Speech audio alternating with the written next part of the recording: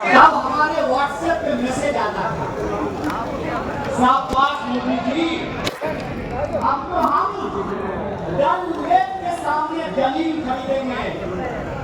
मेरे टोले मोहल्ले के लोगों, बताओ कितनी जमीन तुमने डल लेक के सामने खरीदी है, बता दो जरा मुझे। जब सीए एनआरसी आया तब फिर हमारे व्हाट्सएप ग्रुप पर मैसेज आया कि जो घुसपैठिए हैं उनको भगा करके उनका मकान और दुकान हमको दे दिया जाएगा। बता दो कितना मकान और दुकान तुमको मिला है। ये साजिश है, साजिश समझ लेना, ये वही साजिश है जो अंग्रेजों से सीखा है इन्होंने। भाई भाई को लड़ाओ और देश की संपत्ति अपने खाते में पहुंचाओ। ये साजिश आप जान लेना कि वक्त की जमीन कब्जा करके किसी हिंदू और मुसलमान को नहीं मिलेगा। गुजरात से आए हैं साहब, गुजराती दोस्त को नहीं मिलेगा। अगर किसी को लगता है कि ये जमीन कब्जा करके आपको मिलेगा तो एक बात बता दीजिए, जब देश के आदिवासी अपने जल जंगल जमीन के लिए लड़ रहे हैं तब देश की महामहिम आदिवासी ने, जब दलितों के खिलाफ एक बड़ा साजिश रचा गया, एससी एसटी कानून को खत्म करने की साजिश की गई, जब देश के महामहिम एक दलित थे।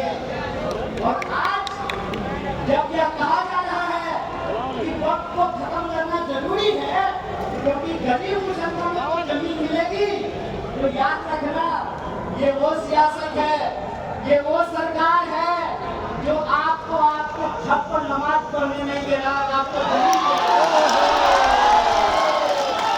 अरे उनका तो बस एक ही कहना है, राम नाम जपना, पराया ये वो समझ चाहिए।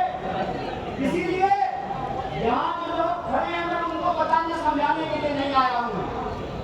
मेरी आवाज जहाँ तक पहुँच रही है, मैं बिहार के आवाम को, देश को ये बताने आया हूँ, दूसरे के तकलीफ में हंसने की संस्कृति भारतीय होने की संस्कृति नहीं है। भारत का इतिहास,